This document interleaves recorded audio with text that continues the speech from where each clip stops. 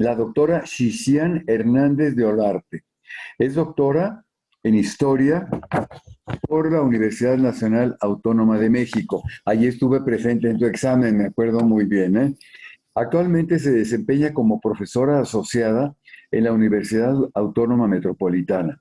Sus líneas de investigación se enmarcan en la historia de las mujeres, con énfasis en la vida conventual femenina novohispana, indias nobles y su incorporación a las instituciones de la Iglesia y en las religiosas ante la Inquisición, así como en el periodo de la Guerra de Independencia de México en la provincia de Chalco. Entre sus publicaciones recientes se encuentran Sor Agustina de Santa Clara, Confesiones para la Salvación de mi Alma, en el libro Monjas Benditas, editado por el Colegio Mexiquense en este año. Por cierto, que este libro se va a presentar en la Feria del Libro en el Museo de Antropología. Así que acaba de salir. Otro más ha florecido en virtudes de este convento de Corpus Christi, Apuntes de la vida de Sor Antonia de Cristo, una monja india en la Nueva España, en el libro Libros que hay y los que se han hallado, Bibliotecas religiosas en Iberoamérica, que está publicado por la Universidad de Rosario en Colombia en este año del 2024. Otra más, doña Paula Jacinta Gómez, una india noble, y su camino para profesar en el convento de Corpus Christi, en la revista Relatos e Historias de México en el 2023. Ay, espera, déjame tomar un poco de agua porque se me fue.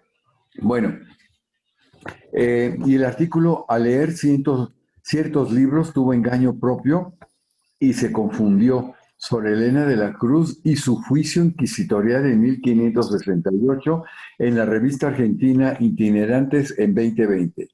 Y edictos confesionarios y monjas en el Boletín de Monumentos Históricos de Lina. Y ahí te faltó anotar este libro que sacamos recientemente Sí, también, hoy, sí, este mismo año, claro, es cierto.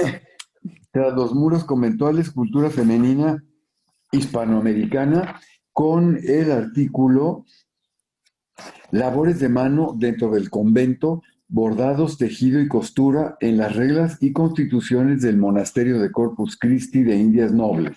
Así que bueno, recomendamos también mucho la lectura de este libro que se puede adquirir aquí en el Centro de Estudio y se va a presentar en agosto, entonces para que estén pendientes. Sobre la guerra de independencia escribió el capítulo Entre dos frentes, insurgentes y realistas en Tenango Tepopula, 1810-1814, del libro Ecos del pasado, Voces del presente, Tenango del aire y Tierra fría de los volcanes en 2023, y el capítulo Un pueblo durante la independencia de México, Ozumba, 1810-1821, del libro Ozumba, Arte e Historia, publicado por el Gobierno del Estado de México en el 2014. Y también quisiera decir que es miembro del seminario Vida Conventual Femenina Hispanoamericana que llevamos aquí en el Centro de Estudios desde el 2008. Así que, Shishan, muchísimas gracias por estar aquí con nosotros.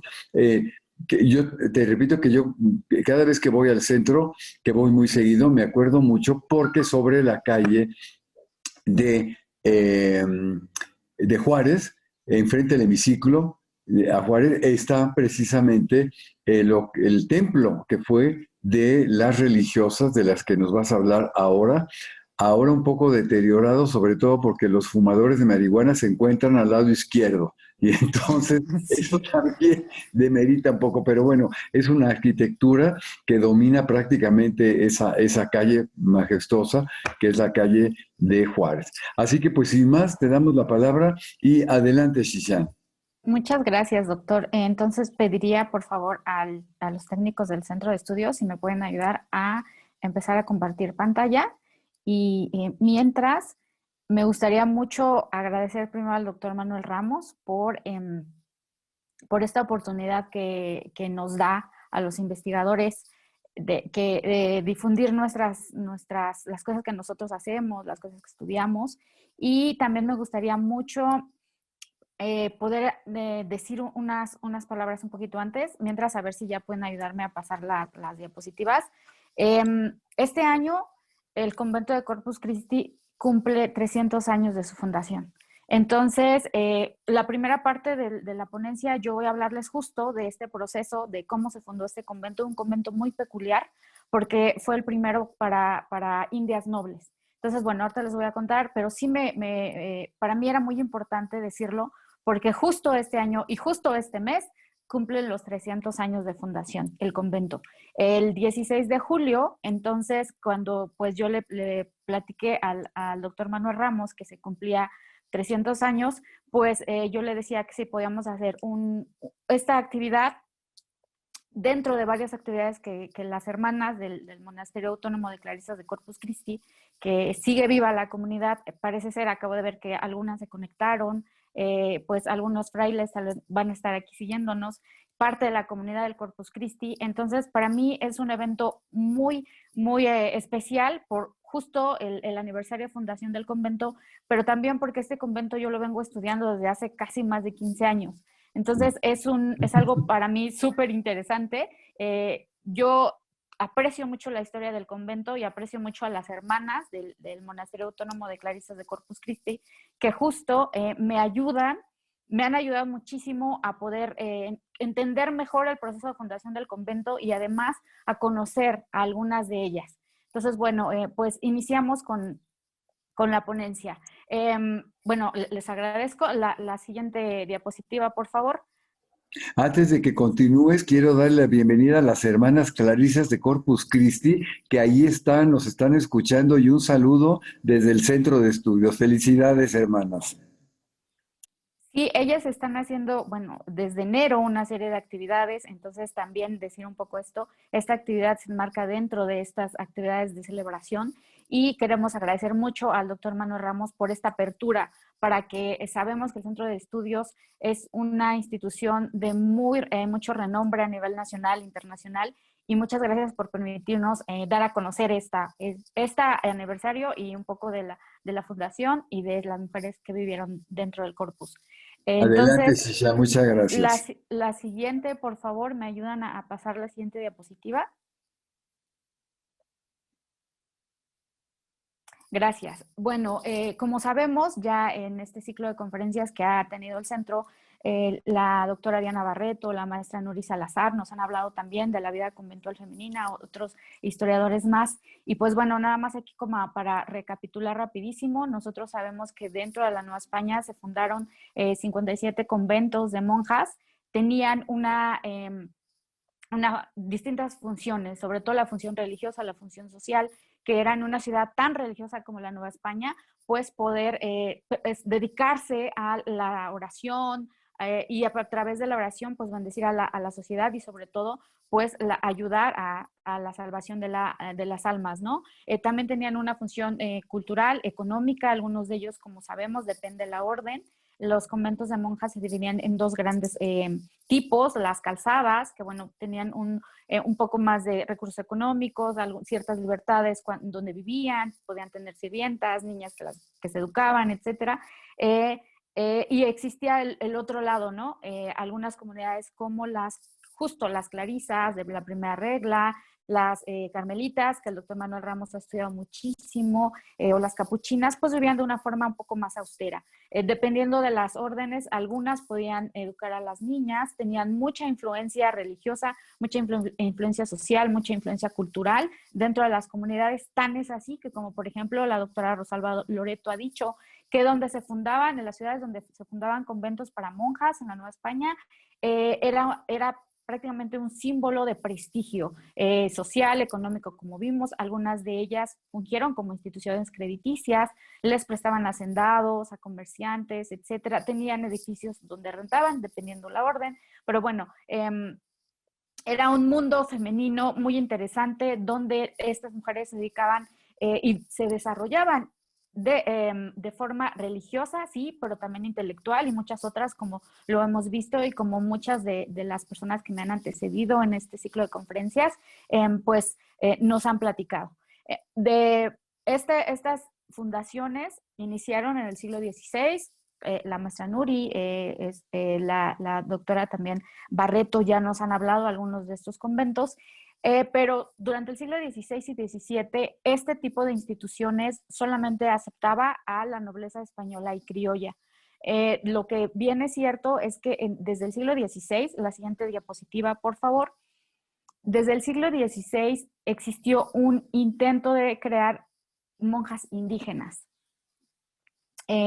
No sé si ya se está viendo la siguiente diapositiva. Ok, muchas gracias. Desde el siglo XVI, como les comentaba, Fray Juan de Zumárraga tuvo el primer intento de crear a estas mujeres como religiosas. Algunos religiosos como Fray Bernardino de Sahagún decían que, bueno, las indias podían ser hábiles para ser religiosas y a partir de ellas poder tener un ejemplo para que los demás indios pues aceptaran el cristianismo, la fe católica, mucho más fácil. Lo cierto es que Fray Juan de Zumárraga tuvo intentos. En un principio se crearon beaterios, unas instituciones femeninas que pues unían a ciertas mujeres para que puedan vivir de una forma religiosa, devota, en oración, pero que no eran monjas formalmente. Estos beaterios se fundaron en 1531 y pues se fundaron en algunos lugares del centro en la Ciudad de México y del centro también del Valle de México. Lo que interesante de esto es que las beatas, estas mujeres que lideraban estas instituciones, pues tuvieron ciertos conflictos con Fray Juan de Zumárraga y esto hizo que él, aprovechando su estadía en España, pues pidiera que maestras seglares fueran las encargadas de poder educar a estas mujeres que en una visión general y a futuro él quería que fueran religiosas, las indias. En 1534 llegan algunas mujeres que eran maestras seglares, pero lo mismo, ocurre cierta desacuerdos con Fray Juan de Zumárraga, las beatas en un principio porque no querían acatarse a su jurisdicción y las maestras seglares porque, bueno, historiadores como Pilar Gonzalvo o Josefina Muriel, que también han estudiado este proceso, pues dicen que prefirieron algunas maestras pues tener mayores recursos económicos y esto hizo que les interesara un poco más dar clases a particulares, ¿no?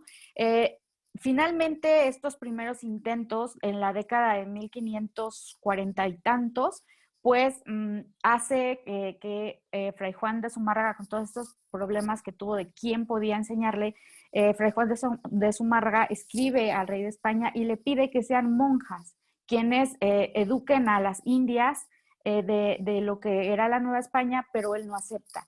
Entonces, les puse ahí una cita donde se muestra que, bueno, Carlos I dice que en un principio se pensó que era muy provechosa la instrucción de los hijos de los naturales, es decir, de los indios, y que existiera un monasterio de monjas profesas, pero que en ese tiempo él consideraba que no era necesario. Entonces, este primer intento hace que en el transcurso del siglo XVI y todavía del siglo XVII se pensara que no, que las indias no tenían estas capacidades religiosas o no tenían la fe tan arraigada como para ser monjas. La siguiente, por favor. Y bueno, aunque las indias no podían entrar como religiosas, lo cierto es que existieron algunas excepciones y además también ellas buscaron las opciones para poder entrar en estas instituciones tan importantes en la Nueva España. En un principio, pues sí debo mencionar que en una real cédula del 8 de junio de 1628 se prohibió que las indias, las mujeres naturales de la Nueva España, pues no profesaran. Pero como les dije, existieron opciones que ellas buscaron para poder entrar a los conventos de monjas. Una de esas opciones fue que, sobre todo las que eran hijas de los nobles indígenas, es decir, de la élite indígena, pues entraron para ser educadas.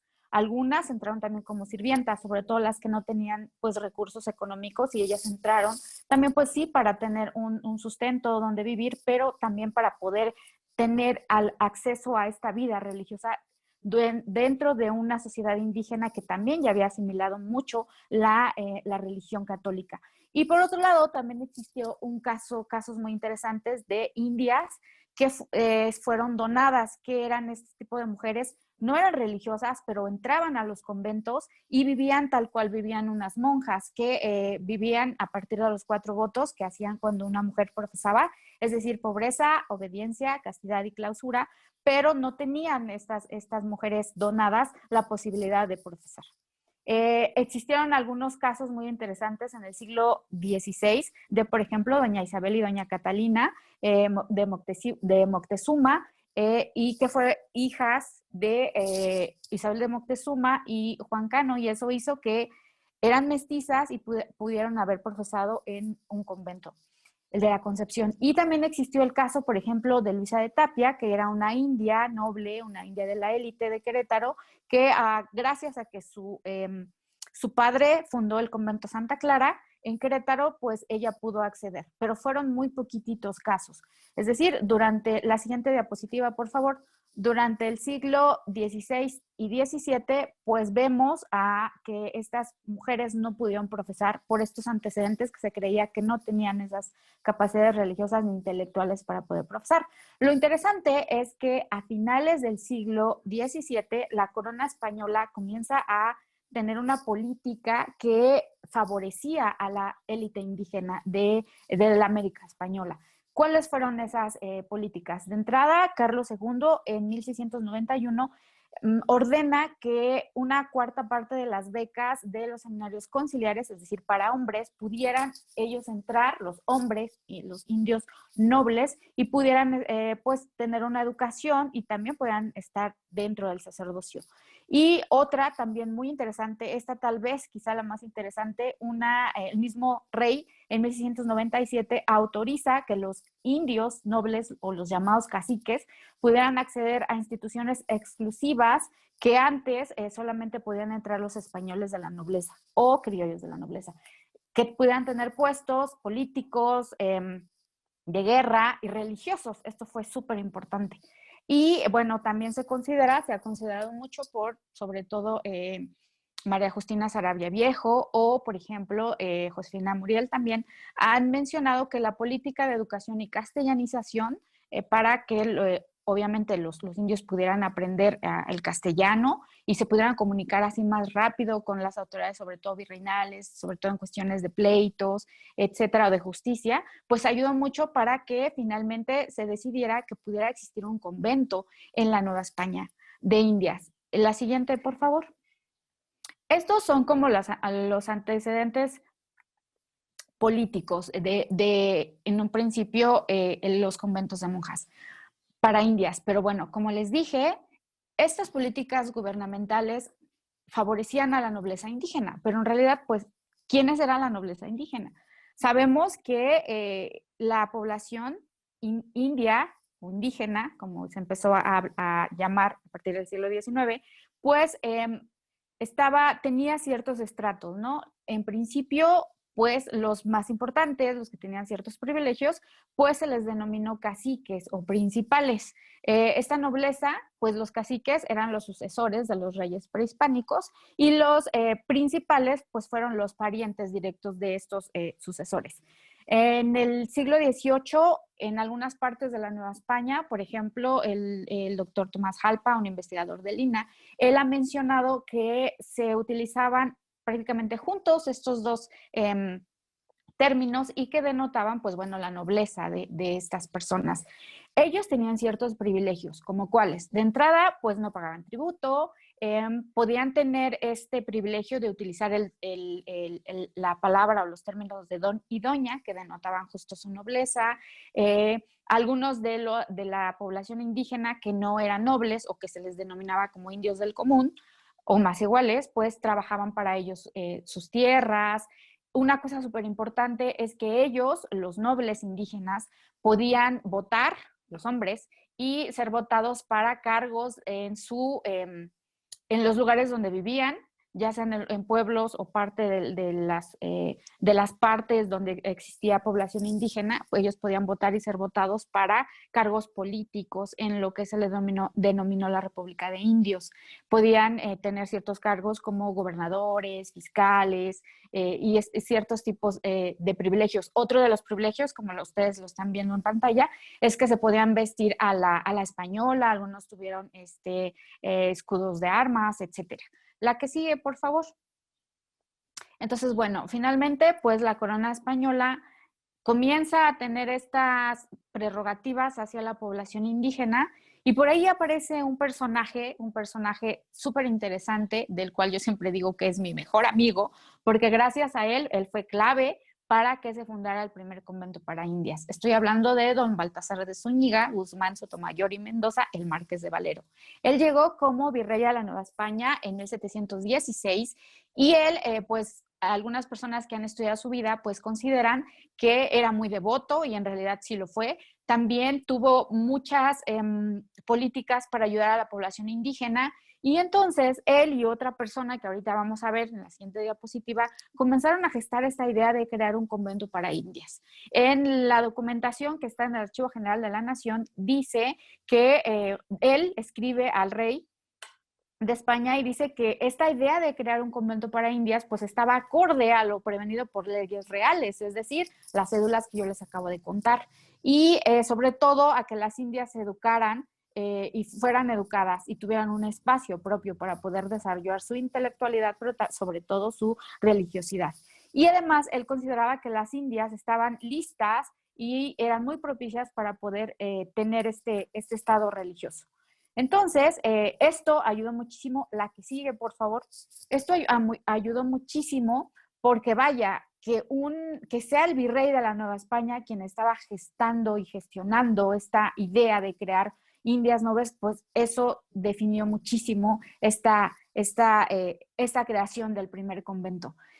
También aparece una religiosa que ustedes están viendo en pantalla, Sor Petra de San Francisco, una religiosa que estaba en un convento de clarisas justamente, y ella también comenzó con Baltasar de Zúñiga a pensar en esta idea. Ella decía que yo consulté algunas de las cartas que ella también mandó a las autoridades civiles y también religiosas de la Nueva España, y ella decía que las indias eran aptas para el estado religioso, que ella inclusive había tenido a algunas que estaban dentro de los conventos. Recuerdan que les comenté que algunas entraban como donadas, algunas entraban para ser educadas, inclusive ella decía nombres que ella había conocido, por ejemplo, a Juana de la Concepción, a María Nicolasa, a María de la Trinidad, que habían estado en su convento, y que ellas eran indias y ella había podido mostrar a partir de estos ejemplos que las indias estaban preparadas para profesar. Ella inclusive dijo también en las cartas que ella misma había educado a algunas dentro del convento y también estaba preparando algunas para que fueran religiosas también. Inclusive en algunos de sus textos dice que iban mujeres indias nobles y las que no se estaban educando con ella dentro del convento, ella las educaba a partir del locutorio, que es un espacio dentro de los conventos donde, bueno, había una reja que se dividía. De un lado estaba dentro del convento Sor Petra de San Francisco y del otro lado de la reja estaban sus pupilas que estaba educando para que fueran las primeras que profesaran en ese convento. La que sigue, por favor. Lo interesante de Sor Petra de San Francisco es que estamos viendo a una mujer que también está gestionando estos espacios. Pensamos a veces que en la historia pues todo lo hizo los hombres, ¿no? Y sobre todo en el periodo virreinal, que fueron ellos quienes estuvieron gestionando las grandes fundaciones, conventos, beaterios, las universidades, etcétera. Pero como vemos, pues mujeres como Sor Petra de San Francisco también estuvieron gestionando estos espacios. Y bueno, ¿qué pasó con esta petición? Baltasar de Zúñiga manda una carta, esta carta de algunas frases que yo les acabo de mostrar, al rey de España desde 1719. Por ahí de 1720 1721, también se manda ciertas órdenes desde el Consejo de Indias, que era un órgano que ayudaba al rey de España a poder decidir que se hacían, sobre todo en este tipo de trámites como fundaciones, y ayudaba a decidirse si aceptaban o no la fundación. Entonces, desde el rey de España y el Consejo de Indias, pues pidieron que se diera más información. Pidieron también que la Real Audiencia, instalada en la Ciudad de México, dijera su opinión, si estaba a favor y en contra, y también dijeron que algunos religiosos que tuvieran experiencia en atender a las indias, pues dijeran su opinión. Entonces, existe el expediente completo donde se muestra cuál fue la opinión de algunos religiosos. Vamos a ver solo en este trámite, porque en otros fue distinto, que en el trámite de la opinión a favor o en contra de la fundación, los jesuitas, fueron 3, 4 que se entrevistaron y que mandaron sus testimonios por escrito, estaban en contra, y frailes como franciscanos, agustinos y dominicos dijeron que ellos estaban a favor. Entonces vamos a ver dos opiniones súper contrastantes de qué estaba pasando o qué opinaban, y esto nos refleja un poco cómo estaba opinando o qué pensaba la sociedad novohispana de que se fundara un convento. Recordemos, existían conventos, pero no existía uno exclusivo para indias, y esto pues fue algo revolucionario. Entonces mucha gente estaba a favor y mucha gente estaba en contra. Recuerdan que yo les comenté que las que las mujeres, las monjas, pues tenían que cumplir 4 votos: pobreza, obediencia, castidad y clausura. Y esta fue sobre todo los temas que dentro del proceso de fundación del convento, pues se discutió más. Sobre la obediencia, por ejemplo, José María de Guevara y Alejandro Romano, que fueron jesuitas, pues ellos decían que las indias tenían una condición muy inconstante y que no obedecían, que su voluntad era muy variable, y que pues definitivamente consideraban que no iban a poder vivir este voto. Por otro lado, un fraile, solamente les puse el ejemplo de uno, en este caso Antonio Gutiérrez, pues decía que él estaba a cargo de una parroquia del Santiago Tlatelolco, y que él conocía a muchas indias y ellas eran muy obedientes. Entonces, por un lado vemos una postura positiva y otra pues negativa, ¿no? La que sigue, por favor. Lo que les comento es que si bien en este caso los jesuitas estuvieron en contra de la fundación, eso no significa que hayan existido jesuitas que estuvieran a favor. Sí existieron jesuitas. Está el caso, por ejemplo, de un artículo del doctor Antonio Rubial, donde muestra cómo justo un jesuita está hablando de una mujer india que él defiende su capacidad religiosa. Pero bueno, en el caso del proceso de fundación del convento de Corpus Christi, los jesuitas que se entrevistaron pues estaban en contra. Hablando sobre el voto de clausura, por ejemplo, el jesuita Javier García, pues él decía que su naturaleza las impedía vivir en comunidad, y que esto, por ejemplo, se demostraba porque pues ellas generalmente vivían en los montes, que no estaban pues acostumbradas a estar encerradas, y que cómo iban a poder además vivir juntas, ¿no? Que iba a haber muchos problemas. Por otro lado, el franciscano Manuel Pérez, pues él decía, pues yo conozco a varias indias, y estas indias, pues generalmente, pues viven la clausura inclusive más que las españolas, según lo que él decía. Y que, por ejemplo, decía, bueno, si no es necesario que salgan de sus jacalitos, como ven la cita que estamos viendo en pantalla, pues ellos no salen 2, 3 días, no pasa nada. O sea, ellas pueden vivir la clausura. La que sigue, por favor. Hablando de un voto súper importante, que era la castidad, que debían ellas obviamente pues guardar su virginidad, Alejandro Romano, por ejemplo, pues él dijo, es que pues los estudiosos, los doctores, los teólogos dudan si una mujer puede pues guardar su virginidad cuando está inclinada a la incontinencia. Esto es una cita súper graciosa, porque finalmente se tenía la visión, algunos tenían la visión de que las indígenas pues no iban a poder guardar esta actividad porque pues, estaban muy activas sexualmente, ¿no?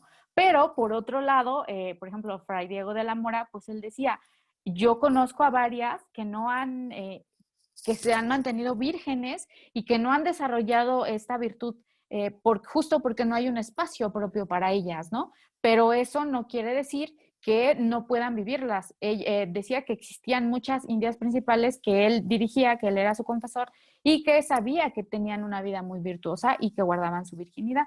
La que sigue, por favor. Y por otro lado, el voto de pobreza, y esto es súper interesante, como en el voto de pobreza, los detractores del convento pues nunca lo mencionan. Y claro, los que están a favor de la fundación del convento, como por ejemplo Fray Agustín de la Barca, pues él está diciendo que este voto es quizá el más fácil que ellas pueden cumplir, porque pues muchas de ellas estaban acostumbradas a no vivir tantos lujos, como algunas españolas sí, y aún así las españolas entraban a los conventos y profesaban y vivían su religiosidad. Y entonces, si las indias que estaban muy acostumbradas a la pobreza, a un ayuno pues muy sin tanto lujo, no vivir con tantas lujos también en sus casas, pues iba a ser el voto que más ellos podían decir que ellas podían cumplir. La que sigue, por favor.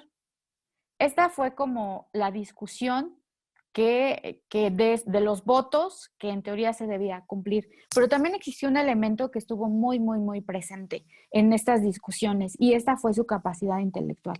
A mí me sorprendió cuando comenzaba a leer estas cartas y, por ejemplo, había citas como de Alejandro Romano y José María Guevara, donde estos jesuitas están diciendo que pues las pobres naturales indias pues tienen muy corto entendimiento, que era como muy fácil que ellas pues mejor se dedicarán a trabajos manuales o mecánicos, pero que de las ciencias como la filosofía y la teología no iban a ser capaces de entender. Por ejemplo, pues también decían ellos, es que no nos imaginamos a una india dirigiendo una comunidad. Y eso, pues bueno, por un lado se entiende porque en el periodo virreinal, pues todavía la concepción de los indios y en la actualidad, desgraciadamente, la concepción de los indios a veces pensamos que pues no pueden desarrollarse intelectualmente y eso pues la verdad es que no es cierto. Entonces vamos a ver también algunos ejemplos de ellas al final. Y por otro lado, Fray Manuel Pérez, pues él decía, bueno, yo les he explicado a estas indias los misterios de la fe y ellas lo entienden muy bien. Inclusive hay una cita de él donde dice que el colegio de Santa Cruz de Tlatelolco, que fue un colegio muy, muy importante y muy reconocido, donde los indios nobles hombres se educaban, él citó este colegio y decía, bueno, ellos entienden perfectamente la teología, entienden perfectamente el latín, por ejemplo, y lo aprenden. Entonces, ¿por qué no pensar que también las mujeres tienen estas capacidades? Y la que sigue, por favor. Esto fue un poco como estas percepciones que se tenía todavía de las mujeres en general, pero las mujeres en particular en el periodo virreinal. Pero por ahí aparecieron citas súper interesantes de, por ejemplo, Fray José Valderrama y José de Rivera, donde ellos comienzan a enumerar a las mujeres que habían sido educadas y que habían sido también donadas dentro de los conventos, sobre todo de clarisas, porque fueron los franciscanos, tenían mucha cercanía con los indios, fueron los primeros en evangelizar.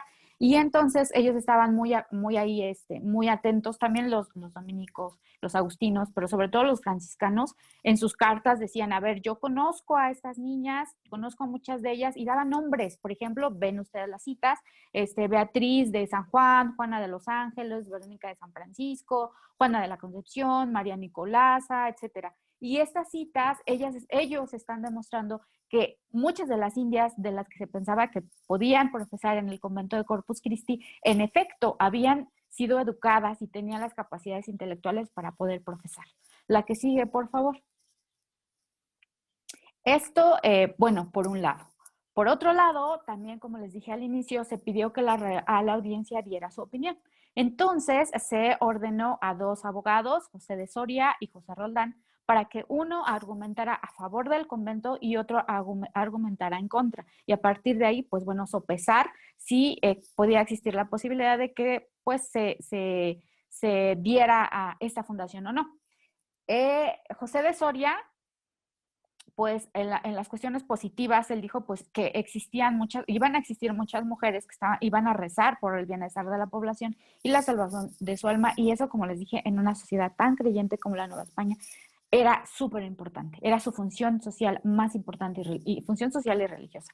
Y por otro lado, también él dijo, teniendo un convento para indias nobles, pues vamos nosotros a tener un ejemplo de mujeres, y muchas de esas mujeres que están fuera de los conventos, pues también se van a identificar con estas mujeres, con la espiritualidad de estas mujeres, y eso va a ser súper interesante para que se concrete mejor la fe católica.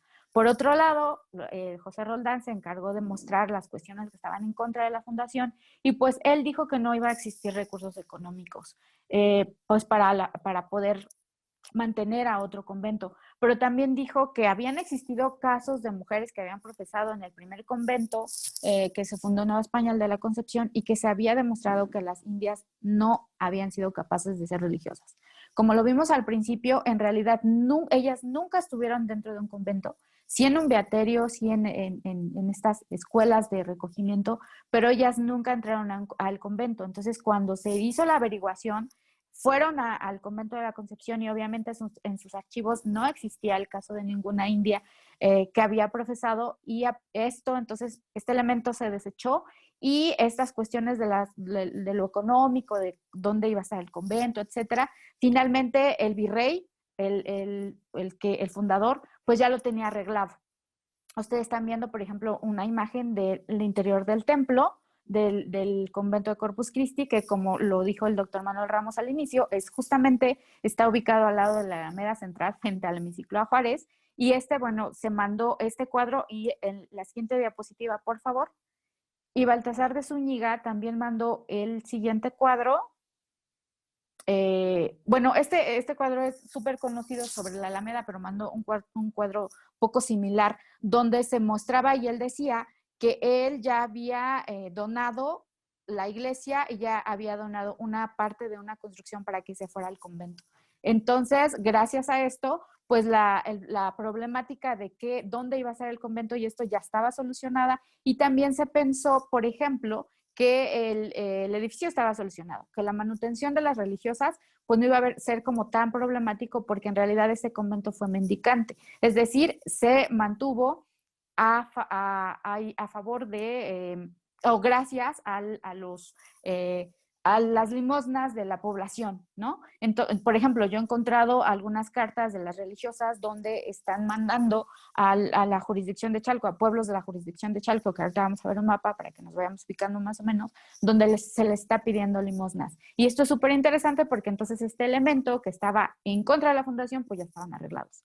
Lo que ocurrió también tiempo después fue súper interesante, porque Baltasar de Zúñiga, como les dije, él llegó en 1716, fue virrey, pero cuando sube a la corona, el rey Luis I lo manda a traer como presidente del Consejo de Indias. Recuerdan, les dije, este órgano que ayuda a decidir ayudó a decidir varias cuestiones de lo que ocurría justamente en las Indias, en la América española en ese tiempo. Y claro, pues él, siendo presidente de Indias, obviamente iba a apoyar la fundación, y Luis I acepta la fundación del convento de Corpus Christi en 1724. La que sigue, por favor. ¿Cuáles eran los requisitos para poder entrar? Los requisitos básicamente fueron que tenían que entrar libremente por amor a Dios y la salvación de su alma, y pues para ayudar a la población a salvar también su alma, ser hija legítima, ser hija india pura y noble, eso lo vimos. Estas instituciones tenían que ser exclusivas para la nobleza indígena, pues ser fiel católica, no haber entrado por obligación o por miedo, tener buena salud pues para dedicarse justamente a estas actividades religiosas, pero sobre todo en conventos como el Corpus Christi, que iban a ser, pues, que se iban a mantener de limosnas, y que a veces era pues complicado, no tenían que tener sospecha de error ni ellas ni sus familiares, es decir, que no creyeran todavía en idolatrías, en estas creencias de indígenas, tener mínimo conocimiento de la lectura y la escritura, y tener una edad conveniente. En las reglas y constituciones del Corpus Christi, pues se dice que pues deben ser mayores, y desde el Concilio de Trento, pues deben ser mayores a los 15 años. Y se decidió que dependieran de los franciscanos, justo por lo que yo les acabo de contar, y eso lo muestra muy bien la doctora Josefina Muriel, que los franciscanos fueron los primeros en llegar y evangelizar. Generalmente tenían muy buena relación con la población indígena, y lo que sí quedó claro es que ya iban a ser clarisas, franciscanas, pero que iban a seguir la primera regla de Santa Clara. ¿Esto qué significaba? En las clarisas, las monjas clarisas, pues se pueden dividir en dos, así básicamente y algo rápido. Las de la primera regla, la pobreza es muy, muy súper importante y pues se intenta vivir esta espiritualidad de los primeros años de las clarisas, desde Santa Clara. Las clarisas de la segunda regla, como también se les conoce a las otras, pues tenían ciertos recursos, tenían propiedades, etcétera. Entonces, la primera regla de Santa Clara es un poco más austera, un poco más también exigente en muchos sentidos, pero también estas mujeres que tenían estas reglas un poco más fuertes, podríamos llamarlo de alguna u otra forma, tenían mucho prestigio, muchísimo prestigio en la sociedad novohispana. La que sigue, por favor. Entonces, finalmente, el jueves de Corpus Christi, la siguiente diapositiva, por favor.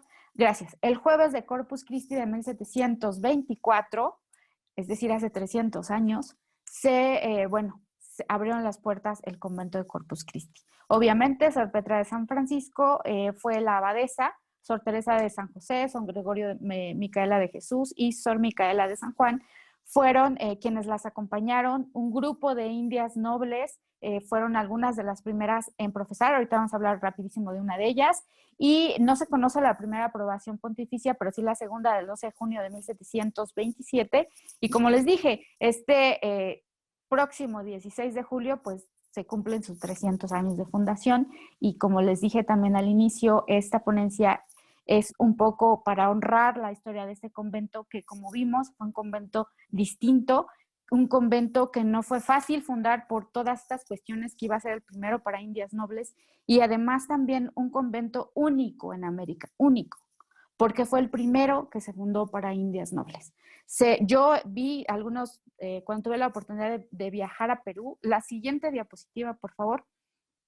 Cuando yo tuve la oportunidad de viajar a Perú, yo consulté archivos y lo cierto es que en otros territorios como Perú, el segundo virreinato pues, más importante de América, en Perú se intentó fundar conventos para indias, pero los reyes de España lo negaron siempre. Solamente quedaron beaterios, como les comenté un poco esta explicación al inicio de los beaterios. No eran monjas en sí, y que se fundara el convento de Corpus Christi creo que fue un logro muy importante para estas mujeres indias que no tenían un espacio y que finalmente en 1724 pudieron tener un espacio propio. Esta fundación fue tan exitosa que después se fundaron 2 conventos más para ellas. Estamos viendo en el mapa dónde se ubicaron. Bueno, como vimos, el de Corpus Christi se ubicó en la Ciudad de México en 1724, su fundación. Después se fundó uno en Valladolid, la actual Morelia, el de Nuestra Señora de Cosamaloapan en 1747. La iglesia del antiguo convento todavía existe, todavía está el templo y pues es un templo abierto al culto. Y en 1782, se fundó el convento de Nuestra Señora de Antequera, de Los Ángeles, en Antequera, Oaxaca.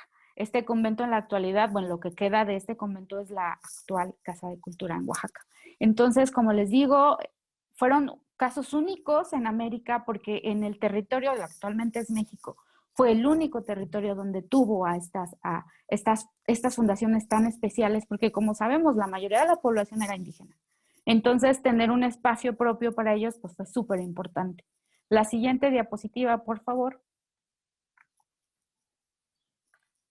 Y pues bueno, este fue un poco, en general, a grandes rasgos, el proceso de fundación de este convento, pero lo cierto es que no puedo dejar pasar la oportunidad para hablar de por lo menos 2 mujeres que vivieron en el convento y que yo he trabajado desde el año pasado y en el transcurso de este año y quisiera contarles así rapidísimo algo de ellas. La primera son Antonia de Cristo, que la vida de ella pues se encuentra en los apuntes de varias vidas de religiosas que han florecido en virtudes en este convento de Corpus Christi, un texto que sacó a la luz la doctora Josefina Muriel, que ha sido pionera en estudios de vida documental femenina y también pionera en el estudio de la historia del convento de Corpus Christi, también con en compañía de la maestra Concepción Amerling, también debo mencionarla, y también del doctor Manuel Ramos, que ha hecho cosas también, han hecho cosas sobre este convento antes de mí, que han sido una guía impresionante para los estudios que yo he hecho después del Corpus Christi, ¿no?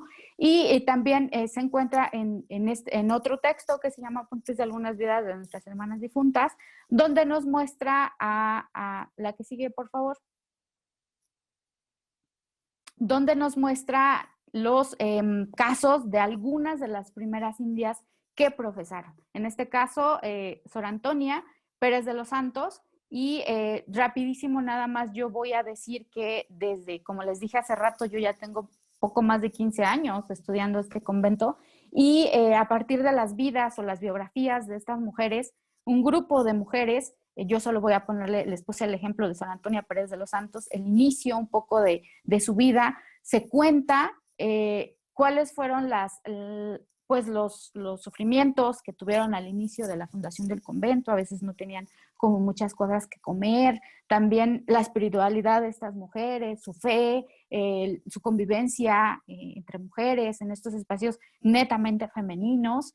La que sigue, por favor. Pero un elemento muy importante que yo comencé, y que esto fue lo que me atrajo del convento de Corpus Christi, era cómo finalmente estas mujeres, a partir de la escritura de estos textos que sabemos que después se tenían que revisar por sus confesores o sus guías espirituales, pero finalmente la esencia de la escritura femenina está ahí, cómo estas mujeres finalmente defendieron y cómo demostraron que eran buenas religiosas.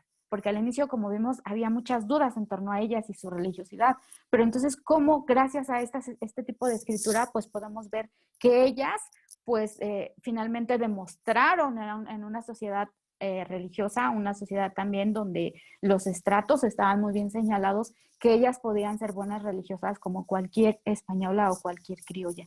Entonces les pongo algunos extractos de la vida de Sor Antonia, donde se describe que era una criatura muy obediente, que era una criatura que finalmente también vivía la pobreza. Veamos algunas citas: no comía ni dulce ni apetitos, recogía las sobras comiendo solo rabos de cebolla, utilizaba los cilicios para herir su cuerpo, es decir, una espiritualidad que lo que ellas querían hacer, particularmente hablando ahorita de Sor Antonia, pues parecerse un poco más a Cristo, ¿no? Y que tenía una espiritualidad tan importante. En el caso de Sor Antonia, por ejemplo, pues se dice que una de las características que dejó como ejemplo a sus hermanas dentro del convento fue la oración, como este amor a la oración para poder estar en contacto con la divinidad, que todo el tiempo estaba de rodillas, etcétera. Entonces, bueno, yo hice un estudio ahorita, bueno, por el tiempo, pues no les puedo comentar un poco más, pero hice un estudio de cómo gracias a estos textos, ellas pudieron demostrar que en efecto podían ser buenas religiosas. La que sigue, por favor. Y por otro lado, también no quiero perder la oportunidad de hablarles de doña Paula Jacinta Gómez, que tengo ya algunos textos publicados de ella y que a mí me ha impresionado esta mujer tremendamente. Porque, bueno, por ejemplo, bueno, ustedes están viendo su firma en la pantalla y vaya de entrada que una mujer, ya no hablemos de indias, una mujer tuviera firma y tuviera signos, algo súper impresionante. Nos muestra a mujeres que estaban preparadas, que no eran ignorantes, como en 1724 se dijo que pues no iban a poder ser religiosas porque eran muy ignorantes intelectualmente. Vean la firma de ella, gracias a la oportunidad que me han dado las monjas actuales del convento de Corpus Christi, yo pude reconstruir un poco la historia familiar de ella. Ahí está su papá, Manuel Gómez, su mamá, doña Gertrudis Bartola, están el nombre de sus abuelos, Andrés Gómez, que fue gobernador, es decir, no venían de cualquier familia y eran mujeres preparadas. Su abuelo materno también, don Francisco de los Reyes, fue alcalde, doña Angelina y doña Melchora, su abuela. Yo en un texto que está en prensa, yo la verdad es que considero que también las mujeres las prepararon, sí, también en lo espiritual, que eso fue muy importante, pero también en lo intelectual. Entonces vemos a mujeres muy, muy gestoras de querer tener esa oportunidad de entrar a los conventos de monjas. La que sigue, por favor. Lo que ustedes van a ver un poco en la siguiente diapositiva es un mapa que yo hice justo para hablar de Paula Gómez, que ella era de la provincia de Chalco. Estamos viendo la provincia que está muy cercana a los volcanes Popocatépetl e Iztaccíhuatl, y ustedes están viendo señalada la Ciudad de México y el convento de Corpus Christi, ¿no? Lo que a mí me interesa señalarles aquí es un poco cómo esta mujer que no estaba dentro de la Ciudad de México, que estaba un poco retirado, si bien es cierto, era como pues distancias tal vez no de otras áreas donde también llegaron mujeres, pero que finalmente fueron mujeres que se movilizaban, que iban a la Ciudad de México, que buscaron entrar a este convento que era súper importante. Y también les quería mostrar un poco este mapa porque, como les dije, encontré algunas cartas en el Archivo General de la Nación donde se muestra a las abadesas o madres superioras del convento que están pidiendo limosnas justo a la provincia de Chalco, porque era una zona muy rica en cereales. Entonces, bueno, les pedían limosnas. La que sigue, por favor.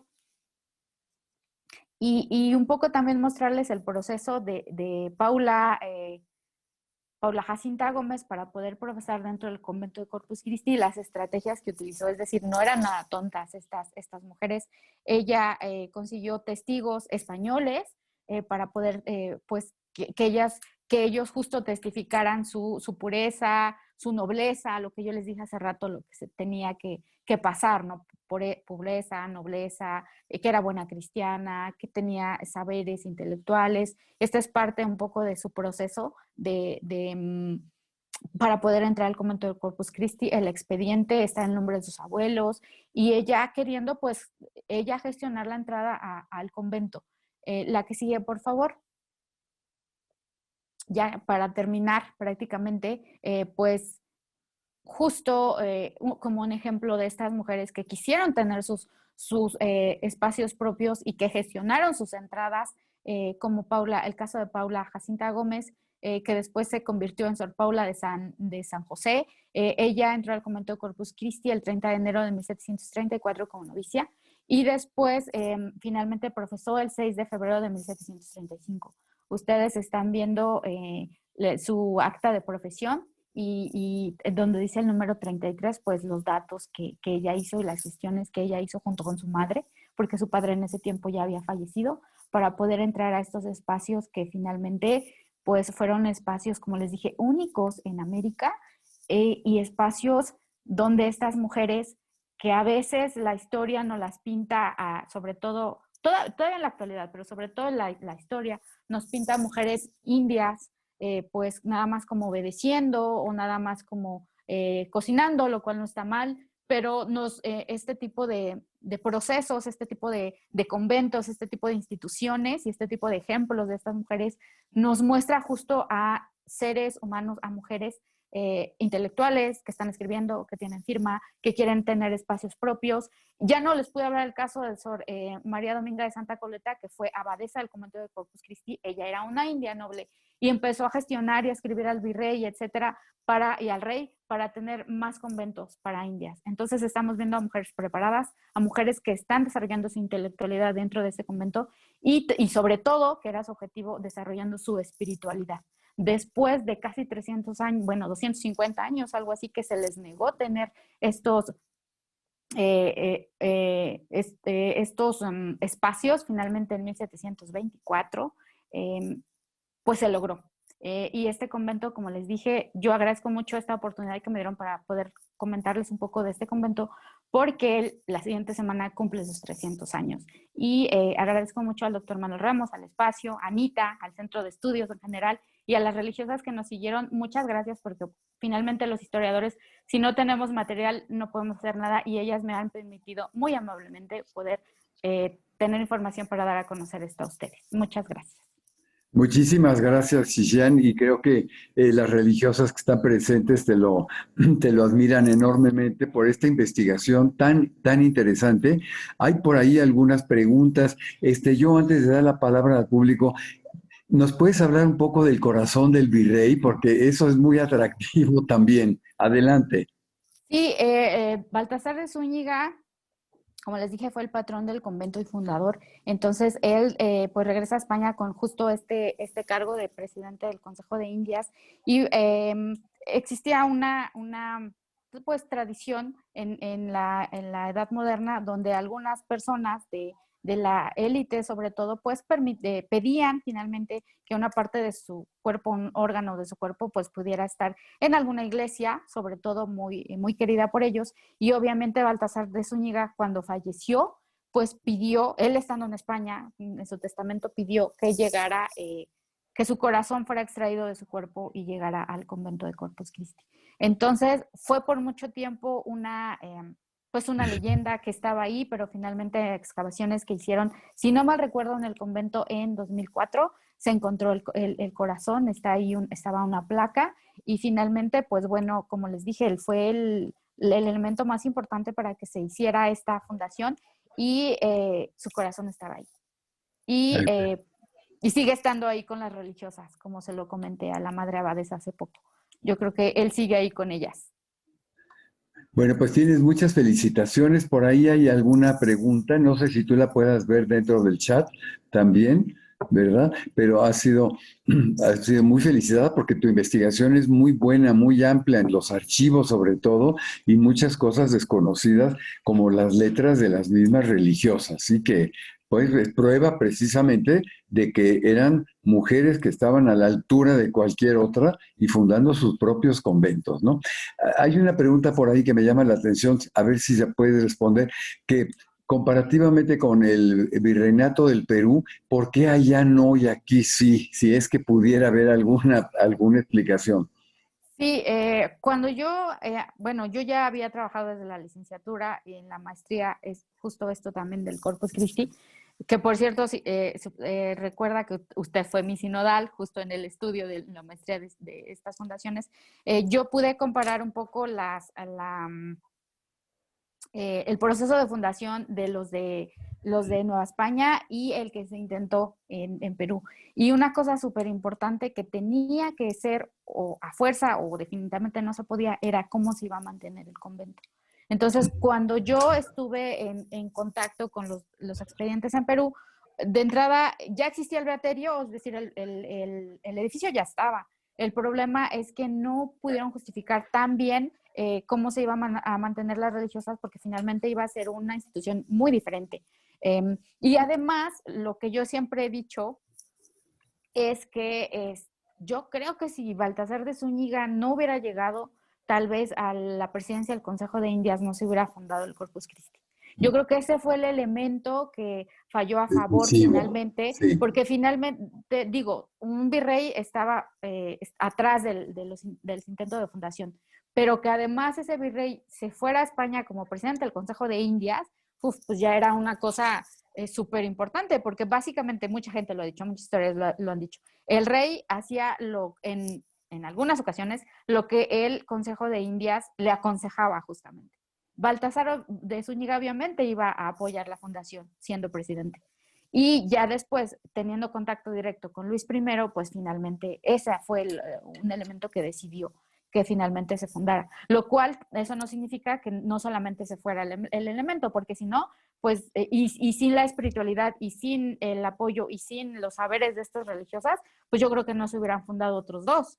Si consideraron que que no iba a funcionar. Y finalmente se fundaron otros dos y existieron otros intentos, uno en Tlatelolco, otros dos en Puebla, uno en Guadalajara, otro inclusive creo que sí, y quería fundar otro en Chihuahua. Entonces existía el deseo, pero este elemento de Baltasar de Zúñiga y todas, como dicen, las estrellas se alinearon para que en 1724 se pudiera fundar. Perfecto. Antes de leer la pregunta de Cristina Ríos, te dice, por favor, ¿nos podrías hacer saber el origen de su nombre, maestra? Ah, el mío, sí, sí está muy extraño. Pues se pronuncia Sixian, está súper extraño. Es de origen chino, ya saben, pues Ah, mi mira. papá. Sí, fíjense que en algún momento dije, yo voy a decir que es maya, para que suene más lógico, pero no, es de origen chino, es el nombre de un río chino y significa hilo fino. Es pues mi papá que le interesaba mucho la cultura china, la historia de la cultura china, y pues bueno, Ah, así qué quedé, interesante. llamada. Qué interesante porque yo hubiera pensado que era prehispánico. Pero Sí, bueno, este, a la siguiente voy a decir que es prehispánico. Exacto. La maestra Cristina Ríos dice, ¿nos puedes decir en qué archivo y folio están las cartas de Zúñiga y los frailes franciscanos acerca del convento de Corpus Christi? Sí, no lo tengo a la mano, está está en el Archivo General de la Nación, en el ramo Historia, Mm, y es que no, si no me recuerdo, creo que es el volumen 109. Eso rapidísimo, ahorita lo busco, pero está en Historia, está en el ramo Historia del Archivo General de la Nación. Ahí se pueden ver las cartas, ajá. están textos súper importantes de justo el Corpus Christi. También está en el Archivo General de la Nación un proceso súper interesante sobre una parte del proceso, sobre el de Valladolid. Entonces, si me da tiempo ahorita rapidísimo lo busco y sin problema se los Oh, comparto. perfecto. Y también, Javier Silva, si se puede visitar el templo de la iglesia. La iglesia, sí, la iglesia en la actualidad es archivo de notarías Ujú. y el templo el templo de que fue el convento, ahorita lo utilizan, por lo que entiendo, como un auditorio. Ya no es templo como tal, es un edificio civil, es el archivo de notarías, pero sí, pues yo en algún momento entré, pero sí necesitas como una cita, parece ser que inclusive puedes pasar como con un recorrido, pero sí, ya no es templo, como muchos de los templos de los antiguos conventos persisten como templo de culto todavía, el de Corpus Ah, Christi, sí, ¿no? claro. Es el de notarías, pero finalmente está ahí el edificio. No sé mucho sobre su arquitectura, porque bueno, no, finalmente no me dediqué tanto a eso y no soy como historiadora del arte especialista en la arquitectura, pero su portada es la original del 18. Entonces, si ustedes lo ven, inclusive está ahí una parte donde dice convento para indias, nobles, etcétera, y está súper, además está súper bonito, entonces, y está muy cerca, está en el centro, entonces ustedes pueden ir ahí, pues pueden mostrar o se puede ver justo a el espacio de estas mujeres tan importantes de la población indígena. Junto al fumadero de los marihuanos, además, ¿eh? Sí, caray, No, no, bueno. eso es increíble, es el colmo, ¿eh? Oye, Juan Carlos Brios hace un comentario interesante, dice, el por qué no se fundaron los conventos de este tipo en Perú es la misma por la cual no hubo santos en la Nueva España como sí los hubo en el Perú. Una mala gestión de los patrocinadores y como bien señala nuestra ponente, aquí la participación de Baltasar de Zúñiga, que también fue grande de España, fue fundamental. Ujú. Sí, sí, pues como dice, finalmente las gestiones fueron muy importantes. Sí, yo mencioné a Baltasar de Zúñiga, pero también la verdad es que es muy impresionante también el apoyo que se tuvo de la población indígena. Inclusive el de Oaxaca, que se fundó en 1782, empezó con gestiones de los propios pobladores. Era la nobleza indígena, a partir de estas cédulas reales, el doctor Rodolfo Aguirre y la doctora Margarita Menegus han visto este fenómeno para el caso de los hombres y cómo a través de estas leyes la población indígena las aprovecha. Es decir, a veces pensamos que la población indígena del periodo novohispano era muy ignorante y no es cierto. Por lo menos un sector sí sabía utilizar sus leyes a favor. Entonces, Baltasar de Zúñiga, como que todo se juntó, Baltasar de Zúñiga, los Sor Petra de San Francisco, es decir, la parte de las mujeres que estuvieron ahí gestionando, también los indígenas, etcétera. Y en efecto, algunas gestiones que no se llevaron tan como se deberían haber llevado, pues hizo que algunos no se concretaran, como el caso, por ejemplo, del que yo les comento, el de Puebla de Tlatelolco, que finalmente no se pudo concretar. Pero tenía que ver mucho con estas gestiones y esta burocracia que se tenía que cumplir y estos Claro. arreglos y poder respetar la figura del obispo, la figura de los caciques, etcétera. Pero finalmente es súper interesante que tres sí se fundaron y fue súper importante. Y que además se fundaron en un periodo como el siglo XVIII, que como sabemos, la mayoría de los conventos, la fundación fuerte fue en el XVII. Y en el XVIII sí existen fundaciones, pero lo bonito y lo interesante es que se fundaran en un periodo que posiblemente podríamos pensar que no se iba a aceptar y finalmente se aceptó. Se aceptaron tres. Sí, una última, dice Jorge Zacarías que si el arzobispo de México en ese momento apoyó la fundación del convento. Sí, sí se apoyó, sobre todo se tuvo mucho apoyo de los franciscanos y sí, porque como les dije, para que se pudiera hacer, que se concretara fundaciones no solo de conventos, sino de otras instituciones, pues tenía que estar todo súper amarrado, ¿no? Es decir, en este caso el virrey, Claro, pues sí. los franciscanos, las monjas clarisas, los indios, es decir, Baltasar de Zúñiga hizo este trámite tan bien amarrado que finalmente sí se concretó. Y por ejemplo, para el caso, así rapidísimo, para el caso del que se intentó, por ejemplo, en Guadalajara, y los que se intentaron en Puebla y en Tlatelolco, pues de entrada el arzobispo no estaba tan convencido. Entonces, como que, pues si uno dice que no, pues entonces ahí ya empiezan a haber dudas. Pero lo bueno de esto es que también, por ejemplo, o sea, ¿quién iba a decirle que no a un virrey, por ejemplo? Pues Porque muy también bien. hay, vemos como muchos juegos de poder y el virrey fue el elemento que estuvo ahí para decir que sí. Pues muy bien, Shishan, tienes muchas felicitaciones, ahí lo puedes ver por el chat. Y pues te queremos agradecer a nombre del Centro de Estudios de Historia de México, Fundación Carlos Slim, esta espléndida conferencia con tus imágenes impecables y pues darles a los más de 130 seguidores que tuviste, muy buen público, pues darles las gracias que nos siguieron. Y yo quisiera particularmente darles las gracias a las hermanas Clarisas de Corpus Christi ahí presentes, que nos da mucho gusto que estén aquí en esta conferencia. Y bueno, pues invitarlos para la próxima semana. La doctora Isabel Juárez va a presentar casas de recogidas, que es un tema poco abordado, ¿verdad?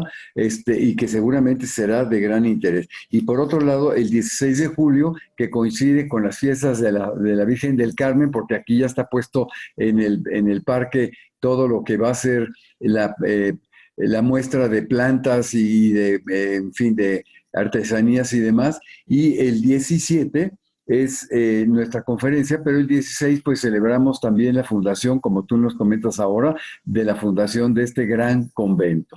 Muchas gracias, seguimos en contacto a todos los que nos siguieron y nos vemos la próxima semana. Muchas gracias, Shishan. Muchas gracias a ustedes. Muchas gracias. Hasta la próxima conferencia, porque tienes que darnos otra, porque hay muchísimas cosas que sabes y que queremos que las compartas con nosotros. Muchas Muchas gracias. gracias. Gracias. Saludos a todos. Bonita Hasta tarde. luego, muchas Hasta gracias. luego. Hasta luego.